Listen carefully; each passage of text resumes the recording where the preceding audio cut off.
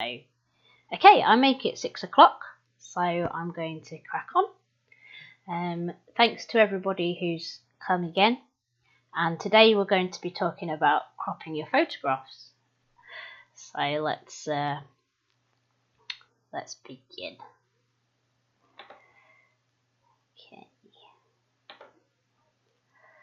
So a lot of you might be thinking, well, when should I crop my photographs, and how should I crop my photographs?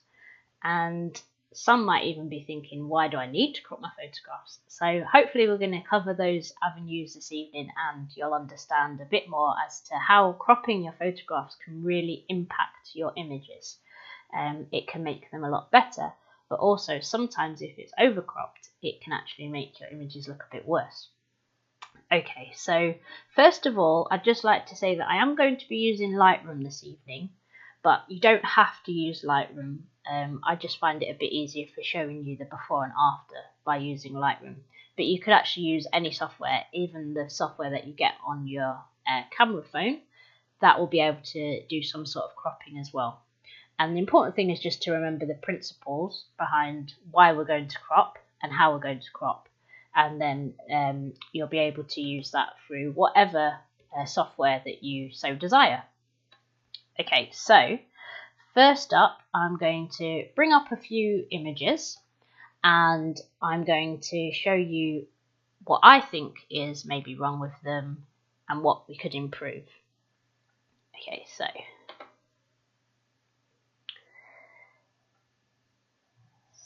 hopefully that's changed the screen. I don't think it has it? Let's see, let's give it a minute to catch up on the live stream. I think it's a bit behind.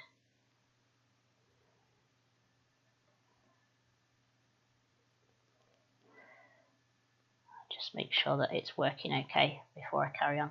Yeah, okay, so it's caught up now. Right, so again, these principles can be applied to anything that you're photographing. Doesn't matter if it's wildlife. Obviously, I'm a wildlife photographer, so I've got some wildlife images, but I have also got some other kinds of images to show you so that you can see the principles as well. Okay, so first of all, we've got some African elephants down in South Africa. And just when you take a look at the image straight away, the first thing that I notice is this elephant here on the right. We don't need it. It's not enhancing the image in any way whatsoever. Now, if I wanted to, if I really, really like the image, I could decide to just keep that elephant in and edit it out in Photoshop. But I'm not going to do that. Why waste all that time when I can literally just crop it out? So I'm going to go into the Develop module in Lightroom, and I'm going to go to the Crop tool. Hopefully you can see that here. And I'm going to click on that, and it brings up our grid. Obviously, it's in the style of the rule of thirds. Personally, I don't really teach the rule of thirds as a rule because I think rules are there to be broken, but it's a good guideline. So we've got our PowerPoints here, which are where the lines cross. Now, it's a good idea to, if you can, try and get the main parts of your image to be on one of those lines or one of those PowerPoints. So I'm going to take my crop tool, and I'm going to just basically crop off this elephant here. I'm going to press done, and I'm just going to show you a before and after, just so that you can decide for yourself really whether you think it was a good crop or a bad crop. So let's go. So on the left, I've got the original image, and just by cropping off this elephant here, we've now got this image. I could take this one step further. There's also some branches here that I think I'd like to get rid of. So let's go back and go back into the crop tool, and I'm also going to get rid of these branches here. Let's press done. There we go. That's probably where I would crop it, and I'll just bring up the guides again. As you can see, the elephants are pretty much on the PowerPoint here. They're looking to the left, so we've got some space into the left side, so it gives a bit of it just sets the scene a bit more rather than cropping them all the way in. So that's a very, very basic way you can enhance your images just by cropping out things that are a bit distracting. I'll go through one more image and then we'll start to maybe look at a few of your questions. Somebody's asked a really good question about print sizes and screen sizes, and I'd really like to cover that. So let me just go on to the next image first and we'll come back to that. So as soon as I pick this next image, try and notice what bothers you straight away. Okay. So just take a moment, scan the image and see what bothers you. Well, for me, there's this bridge at the top and the bridge isn't straight. So I would really like to straighten it up first and then I can go from there. So there's a few ways you can do this in Lightroom. And again, I'm not going to spend too much going through Lightroom because I appreciate that a lot of you haven't got Lightroom. You might be using a different software, but the principle again is the same.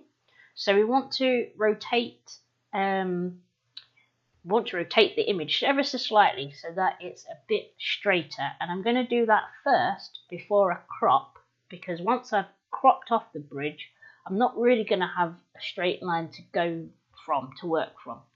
So I'm just going to grab this tool, which allows me to draw a straight line, and it just straightens up the image for me very quickly, which is really awesome.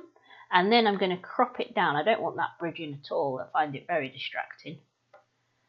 I'm now going to take another scan around the image as it is now. Now we've got this branch here. That's a bit distracting. And also the image no longer is very central. It's a bit off. So I'm going to bring this in. And I'm also going to bring this in and try and put it more in the center. So let's see what that looks like. So I think that looks a lot better than the original. Let me just make a duplicate copy of that so that you can see it for yourself.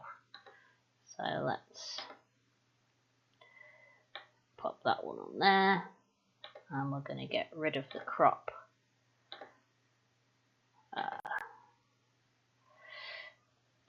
Go back into the crop.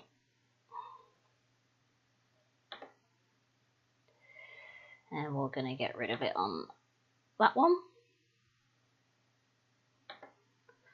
And we're going to keep it on that one. Press done. Sorry, I did that a bit long-winded, didn't I? But never mind. So you can see the image is a lot straighter. It zoomed in a bit more, so it's got a bit more impact on the water, but also we haven't really got that distracting branch in the way anymore. And the image just looks a lot cleaner, a lot nicer to look at. So I would like to just take a moment now to consider what sort of sizes we should crop to. What I've just done there has been what I'd call freehand, a custom crop. Generally, if you're going to just be using these for your own personal use, then this is something you can do to whatever size you want. It doesn't really matter. But when it comes to presenting your images in print, or if you want to perhaps display them on the wall or even on Instagram or Facebook, then you need to start thinking a little bit more about the sizes as to what you want to crop to. And sometimes that can determine whether you use that image or not, because obviously some crops suit certain pictures more than others. So going back into Lightroom, I'll show you how you can set your ratios down to the size that you want to print out or present your images at. And then we'll go from there and we'll work on a couple more images, but this time sticking to some sort of size. So let's go back into Lightroom and we'll pick another image. We'll stick with the waterfall theme for now. So when you take a picture like this, you've got two choices. You basically can take another picture without these people in it, or you can crop the image that you have. But really and truthfully, unless you're photographing for, I don't know, a commercial piece where you want people in it, 9 times out of 10, you're not really going to want people in this image. They kind of ruin it a bit. So let's see what sizes we've got that we can crop to. So back in the crop tool, if we go over here to where it says original and we click the little triangles, we've got all these sizes here, and they are pretty standard sizes that we'd see in photography and also for screen. So 16 by 9 is a nice big image. It's what would fill most TV screens. Your 1 by 1 up here is your square that we use a lot in Instagram, and we also use 4 by 5 in Instagram. For print, you probably would use this one, 2 by 3, 4 by 6. That also correlates to your 8 by 12, which is a nice print size as well. Or you've got your 8 by 10 here, which is a little bit more of a rectangular size. So if we could try and keep to one of these, that would be really good, because then that would print up nicely or display nicely on some sort of social media. Now, I'm just going to show you what would happen if I wanted to keep it as a landscape orientation picture. I don't really think it will look that good. So I'm going to pick the 4 by 3 and let's just bring this down. Now, it's keeping the constraints now of that size. You see, it's not changing the size over here. So I know that wherever I want to crop it, it's going to stay at 4 by 3.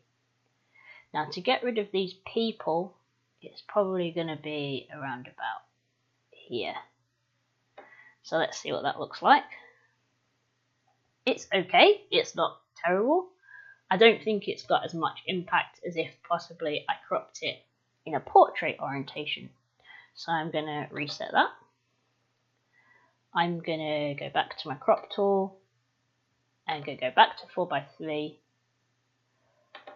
And this time I'm going to drag it over from the corner and force it into a portrait orientation. And then I'm going to try and remember my PowerPoints. The water is moving from the left of the image to the right of the image, so I want to make sure I can show that as well. I want to show the movement of the image. Not so keen on these little bits here, so that's got a bit annoying. Let's bring these corners in a bit. And obviously it's up to you when you're looking at skies and things, whether you want a bit of sky. I don't really want to chop off the top of that tree. Can you see that at the top there? I want to try and keep that in or get rid of it totally. I don't want to crop halfway through a tree, so I'm going to try that. So that's a completely different feel to the image. I think personally it looks a bit better because the portrait orientation shows the length of the image a lot more than if I'd just cropped it down to the landscape. The other option you've got when you're at a scene like this, so if I just go back and show you what it started at. So I could do that, what I've just done, crop it down, or I could actually physically move my body, which would be better, and try and fill the frame as much as possible with what I actually want. I didn't want those people in it, so really why have I wasted a good, let's see, probably a good third of the image there has been wasted. So I might as well just move my camera, move my body, then try and fill the image with as much of what I actually want. Now looking at this image, I think it can possibly be slightly improved as well. And I'll just try a little experiment with you guys. If you guys could try this. So let me move myself out of the way because I'm covering the bit I want you to see. So this rock down here, there's a rock down here, and because it's quite bright, it draws my eye. As soon as I've gone from the waterfall on the left, I've followed the water down to the right, and now my eye gets stuck on this rock here. If you just close your eyes for me, just for 5 seconds, open your eyes again, and I guarantee your eye will go straight to that rock. So when we're cropping, we need to try and think about what is actually we want our what do we want our viewer to actually see? Where do we want their eyes to land, and where do we want them to spend most of the time looking at the picture? So let's go back to the crop tool again, and let's crop off the bottom. I don't like that rock, it bothers my eye. This is a custom crop, again just by doing it like that. Or if I wanted to fill a TV screen with this, which I think would look nice, maybe on one of those slideshows, I'm going to do it there. I'm going to bring that across because I quite like the whole movement from left to right. And now I think for me, just not having that rock there makes a big difference. Okay, let's try another one, bit different this time.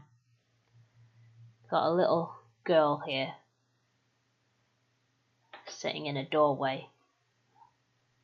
Okay, the doorway is obviously not very straight, it's a bit skewy, so I want to definitely straighten that up. So that would be the first thing I decide to do on an image like this. So back into the crop tool, and there's a few ways you can do it. You could take the corner and turn the image, and you've got the grid that comes up there. You can try and line it up as best as you can with one of those vertical lines. So maybe about there would be good. Obviously this one's not straight, but we're going to go for this line here that's running by a face. Or again, if you would prefer, you could use the angle tool and you could draw a line against the area that you want to be straight, and that will also make a straight line for you as well. Now with this one, if you could just notice at the bottom, there's this tiny bit of, I think it was probably a little bit of trash. I'd want to get rid of that. Now again, I could just go into Photoshop or even in Lightroom and just use the tool to get rid of it. Or I've got enough space between her feet and the ground just to crop it off. So let's just do that. Let's bring that in a bit. And there's also a little distraction at the top here, so I can just bring that in a bit again. There we go. Now there are a few things I probably would get rid of. I probably would get rid of that one, because if I cropped in that close, I'd be very close to her feet, and I prefer to give her feet a bit of breathing space. So just again, things that maybe you could improve on your portraiture. The backgrounds, if there's lines, horizontal or vertical, just try and correct one of them so that it looks a lot more pleasing when we look at it as a viewer. So you always try and remember what the viewer's going to see. So for those of you who are a bit more interested in editing, this might be something that you might want to think about as well. In the next image, there's quite a lot of sky, and maybe you could just take a notice of the histogram. So up in the right here, we've got the histogram. Notice what happens when I crop off the sky. So let's have a look. Can you keep your eye on the histogram while I do this? Can you see there was a massive shift just in this area here?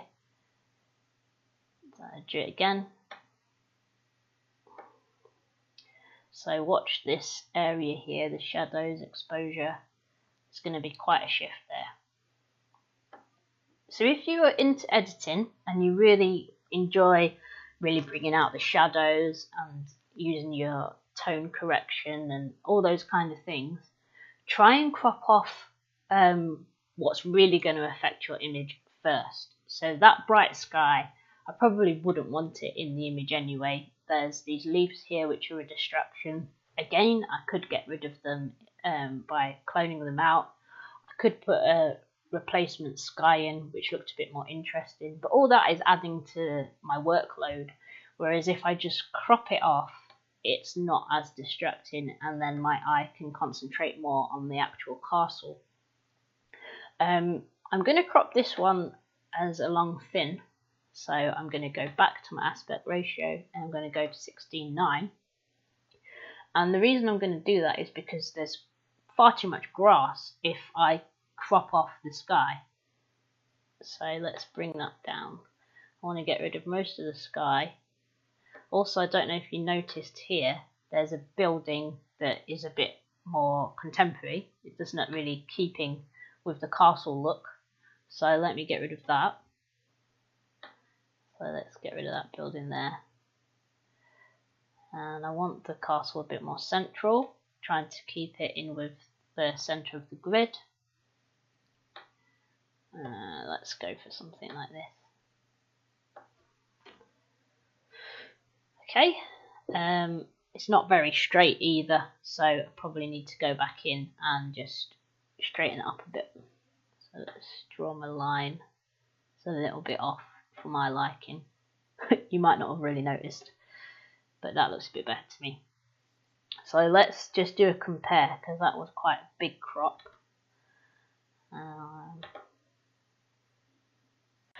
We'll take the crop off of this one so you can see what they look like.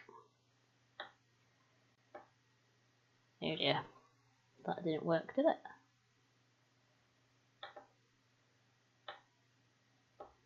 There we go. So that is quite a big crop. I generally wouldn't say crop in as much as that, because you're going to lose a lot of pixels. Now this brings me to the next point when it comes to cropping. I don't really know how many pieces of software give you this information, but in Lightroom it gives you loads of really helpful information when it comes to cropping and printing, and that is, it tells you your pixel count. So if I can bring your attention up to here, when the image was at full size and it came straight out of the camera, this was its pixel count. So that's 6016 by 4016 pixels. So that means that that's got that many amount of pixels in that image. When I crop it down, I've almost halved it, sort of, to 3981 by 2239. So that doesn't mean much if you're only posting images on Facebook and Instagram, but when it comes to printing things out, if I wanted to print this really, really large, I might not now have enough pixels. So that's why you can't really beat actually getting closer to the subject. Cropping isn't really a good enough excuse for being able to zoom in, because it cuts out so many pixels. Now if you did want to do a nice big print, there are websites and charts that will show you the sort of sizes that you can get.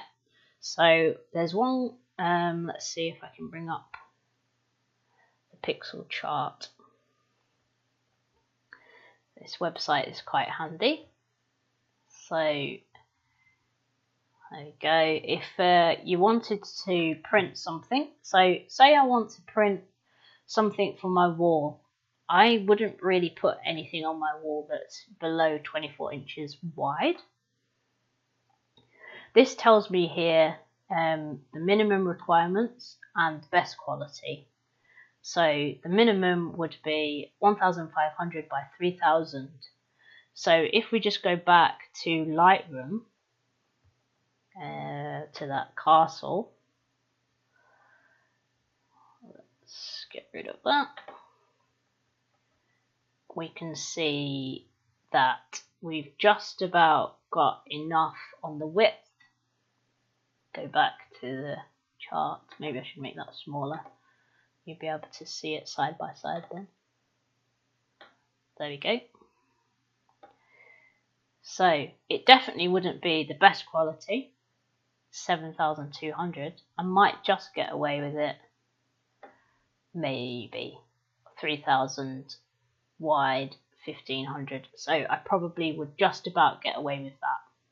Obviously, this camera has quite a high megapixel count to begin with. If your camera is of a lower megapixel count, then this is something you really need to take into consideration, because obviously the image that you have to begin with is not as big anyway. So if you possibly can get physically closer, I would always say do that rather than relying on cropping, and don't over crop, because you just cut out loads of pixels which could be used much more wisely. So let's try another one, and hopefully now this is starting to make sense. You might be able to see what catches your eye straight away, see what you would change. So let's go and pick another landscape. So these are some mountains in South Africa. They're called the Three Wonderfuls, and the point of them is to show the different shape of what the people used to build the roofs of their huts, depending on what tribe they were. So there was like a pointed one, a flat one, and then a more square one. So that's what I want the viewer to really concentrate on. I don't really want them to concentrate on this bush down here. That's of no importance. So let's crop it out. So if you go through that kind of process of, well, what would work? It's quite a long, thin image if we crop out this bush. So let's choose a ratio for printing, which would give us the longer, thin image. So 4:6 is kind of your standard, 8:12. Let's see what would happen there. So that is what it was basically shot at. Can we see that it's not really going to work?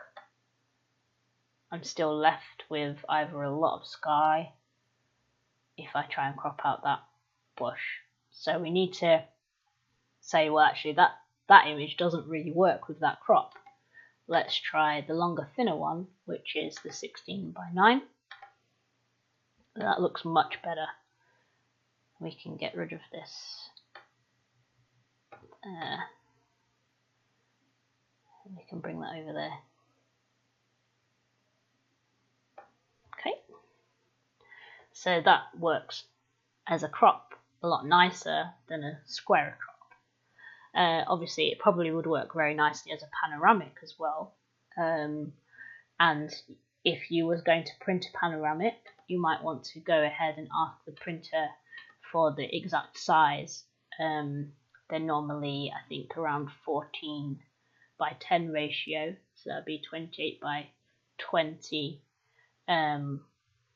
Let's just do it as a custom for now, just so you could see. Let's lock that.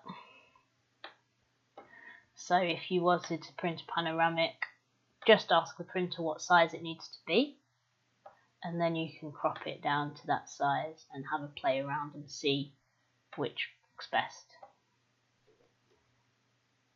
I like it as a panoramic. You might prefer it more as a square. That kind of thing is subjective, and you know, it's also what's going to suit the room, that where you're going to put it. Maybe if it's going over a sofa, a long, thin image might look better, whereas maybe if it was going on a chimney breast, then maybe a more square image might, or a more rectangular image might work better. So they're the sort of things you can think about as well, where the image is going to go. Obviously, when you post into Instagram and Facebook and things like that, generally it's to try and make the image as big as possible so that you get as much impact from the viewers. So that's why a lot of people do post squares, because they fill the phone screen a lot more than a panoramic. But obviously, at the end of the day, we want to share our images and we want people to have a really good attachment to the image. So if the crop works better, then I would say go for what works better as a crop, rather than maybe what social media wants you to kind of do. So think about that as well.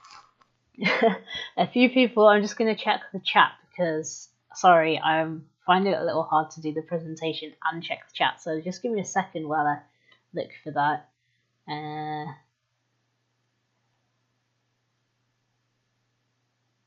Okay, so I think people are okay with what I'm saying. Hopefully I've answered your questions about the ratios and also about how you can crop for print and also for social media. Let's go in now and just show you a crop where you've got an image and it looks okay as it is, but maybe if you cropped it, it might just add a bit more impact. So this is on the plains of the Masai Mara. Obviously it's a cheetah and some zebra, and to be honest, I quite like it as it is, but I could crop it a bit more and it would tell a bit more of a story. Also, I've got this little cheetah, well, it wasn't little actually, but I've got another cheetah creeping in on the frame here, so I want to get rid of that. Again, I'm going to go long and thin because it's that sort of image that suits a long and thin crop.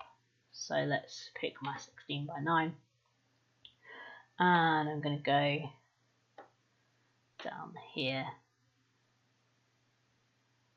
Now I want the viewer to really think about the intensity of what's happening in this image. So I've not done a major crop on this. I could go crazy, and I think just to show you the difference, if I really wanted to really make the viewer feel like they were there, I'd crop it really close. That's probably a bit too close for my liking, but some people might like the really, really close crops. It still works. It kind of maybe is a little off center now, so maybe we would have to just bring this side in a bit just to make the cheetah more central within. Don't forget your constraints of the rule of thirds if that's something you like to work towards, but just trying to keep it nice and balanced, don't forget to do that, so that could work a bit better. Let's compare and see what you think. So let's do this one. Let's take the crop off this one. I'm just going to crop this one back down because we don't really want that other little cheetah. I don't know why I keep calling him little. The other cheetah there. Get rid of the sky. And you can see how you like to crop things, because at the end of the day it's your photography and you're going to build your own style. So you don't always have to crop things really, really tight.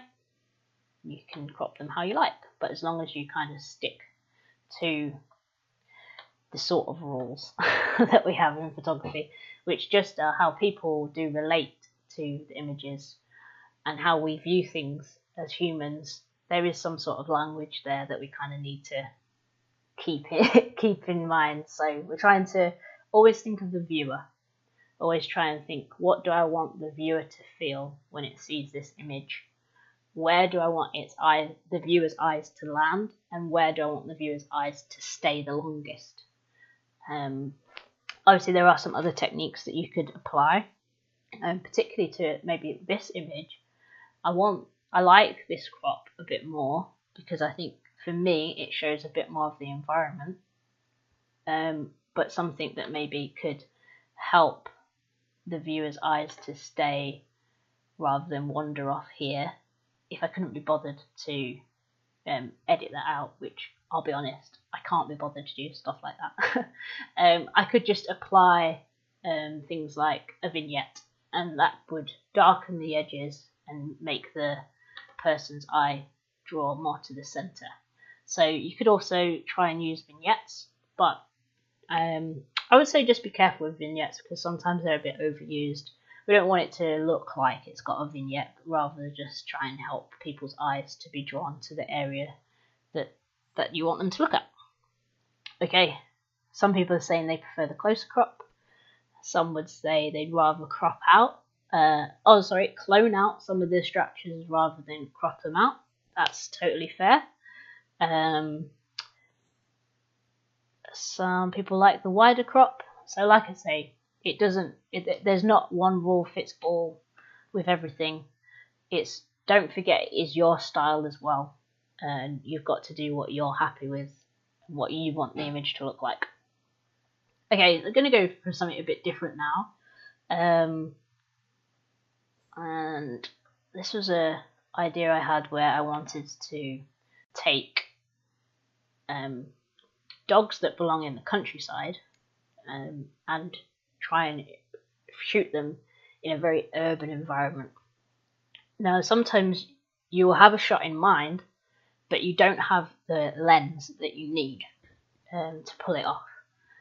Actually, they don't make a long, thin lens, which would be quite good. So sometimes you have to just think about the shot. What's the best shot you could take, but then you know in your mind you're going to crop it down later. So again, I'm going to crop this one down because I don't need all these distractions. The point of this image is the gentleman's sign, which was for some toilets, and obviously the dog and its owner. That's the image I had in my mind. That's the image I want to portray. So I don't need all the other things, even though the nice bits of colour in the image, that wasn't what I wanted. And again, I probably could straighten it up a bit, but you know, we can go in and do that without much of a problem by using this tool again. Just to make sure. Now we've got a little creeping bit of yellow there, so we'll just get rid of that. Or if you want, you can edit it out. So sometimes you've got to think ahead. Again, another image where it might be better to shoot it at a different orientation.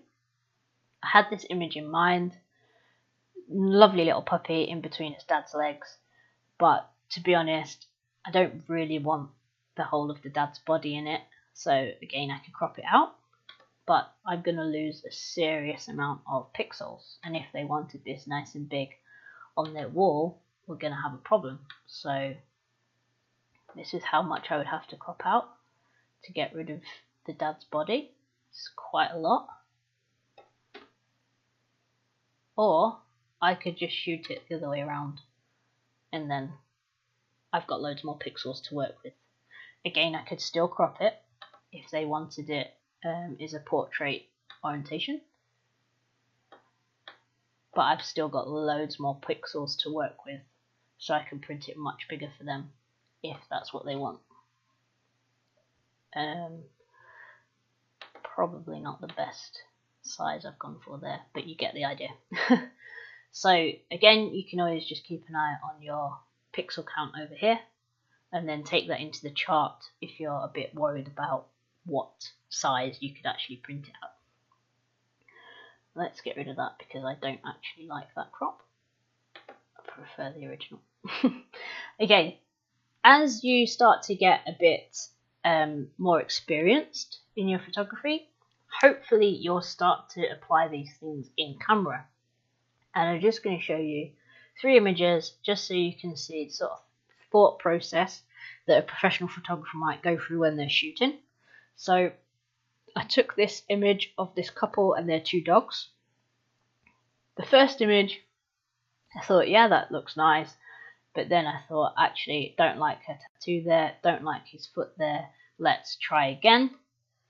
So tried again in camera, and then went with this because I thought, well, actually, the tattoo, as lovely as it is a bit distracting. His foot is distracting, and I don't need it. So I ended up shooting it like this. And if you can try and crop in camera, and it sounds a bit weird to crop in camera, but you're actually trying to think about the final image. If you've got time, then it's much better to do that again, because now I've got an image that's full of all those pixels. I don't actually need to crop anything off. It saves me loads of time in editing. It's just ready. It's straight. it's ready to go. Whereas if I didn't do that, I'd then have to go in now, I'd have to crop it, I'd have to straighten it, I'd have to centralize it. Now that doesn't seem like much of a problem if you're doing this maybe once or twice a week and you've only got 2 or 3 images you're working through. But if I had to do this for 30 images, that I've just wasted probably 30 minutes of my life just cropping, where I could just quite easily have just shot it like that. So if you can, try and think about things when you're shooting, try and line things up as best as you can, and try and look out for the distractions when you're taking the image. Obviously it's not always possible, and it does depend on what you're photographing. It's not really that possible with wildlife sometimes because you just have to get the image. But other things like buildings, sometimes adults that will stay still for you for a long time, try and get it as right as you can in camera. And the final thing I just would like to mention is don't be tempted to overcrop. Now this might not come across very well over the live stream, but hopefully when it's uploaded again you'll be able to see just how bad an image could look when it's really overcropped. So this little owl was way up in a tree. I didn't have a longer lens with me, and I just took this image because I wanted to go home and show my husband that I'd seen a little owl in a tree. I was never going to put it on Instagram or Facebook because I just know that it's not good enough. And let me just show you what happens. I mean, I could put it on like that, but it's very far away. So if I was going to put this on Instagram or Facebook, I'd need to crop in seriously to make any sort of impact. And now, like I say, I'm not sure if you'll be able to see this on the live stream, but now I've got terrible breakup of images. It's very pixelated, and to be honest, I've actually seen people crop in a lot more than that.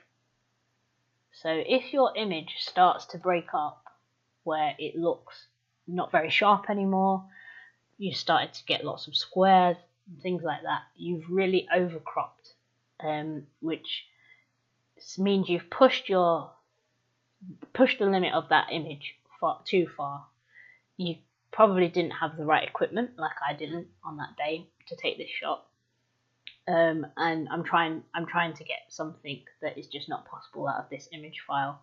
So it's much better when you're putting stuff out there, maybe on the gallery or in your social media.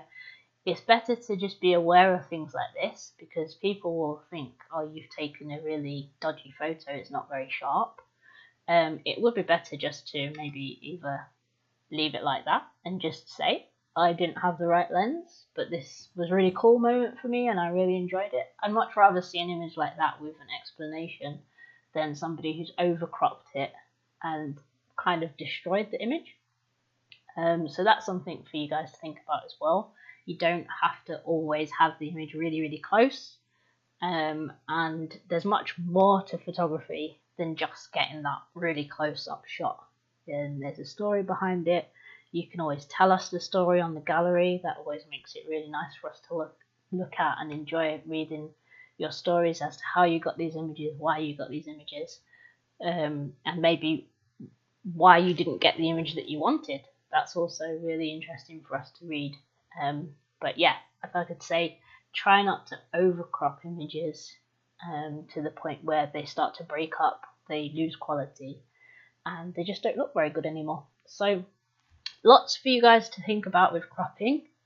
Just to recap, try and think about your PowerPoints, the rule of thirds, if you guys relate with the rule of thirds. Think about the size that you want the image to be presented at the end. It might not always be beneficial to crop first. You might want to edit up the image a bit and then crop and straighten things up, or you might feel that for you straightening it up first would be more advantageous. If you're going to crop it down a lot, just remember it might be a good idea to save the file as the original as well, because say for instance, like I said, with if I just go back,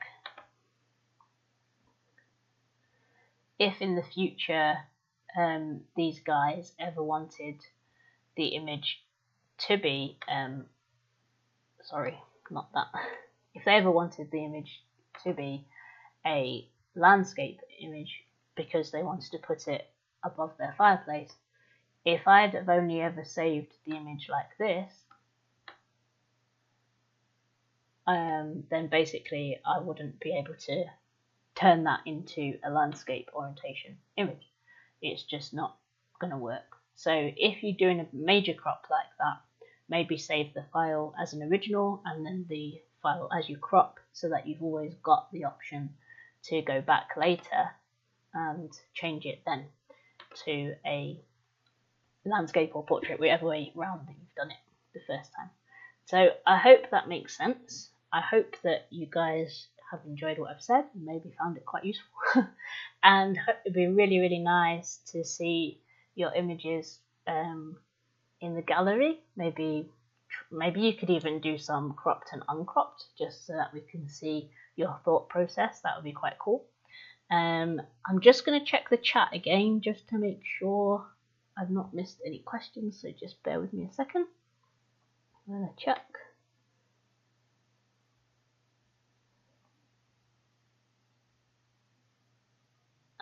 Some people say they use noise control if they're cropping heavy. Yep, that you can do that.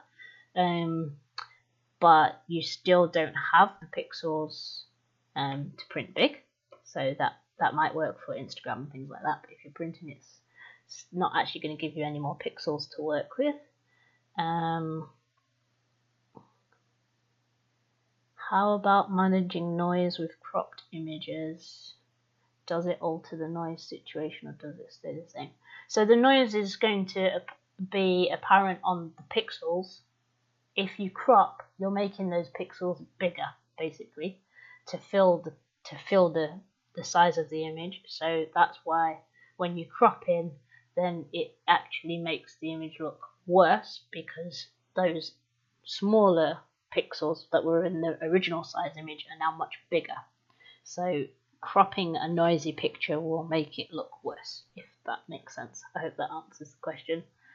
The image goes soft if you try to compensate for the noise. Sometimes it does.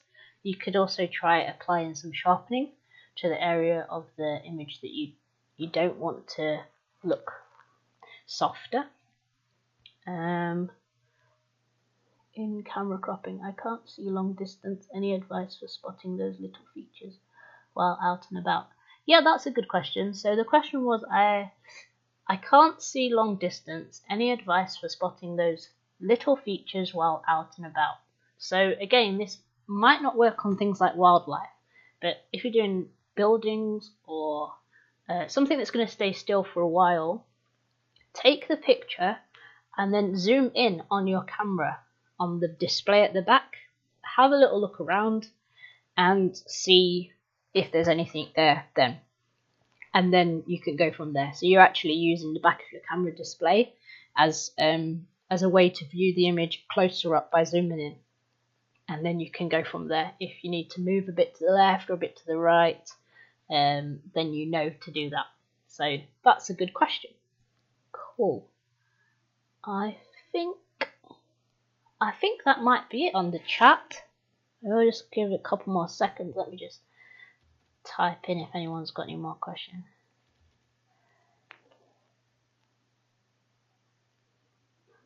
Okay, so we have one more question. Let's take this one. If you crop to 1.5 on the crop frame sensor, is it the equivalent of a DX? So I'm not sure exactly what you mean. Are we talking about cropping after the fact or in the camera?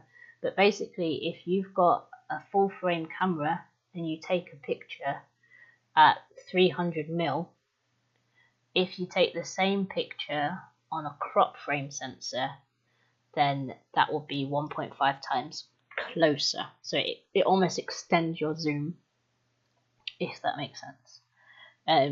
But maybe we could, if that doesn't answer your question, John, if you want to send us an email, then we can give you some more information about how the crop factor works. Cool. Hope that makes sense for everyone. I've really enjoyed it. Let me just change my screen so that you guys can see me. Cool. So thank you very much for joining us. Really enjoyed spending the evening with you guys. I really hope that you've learned something new.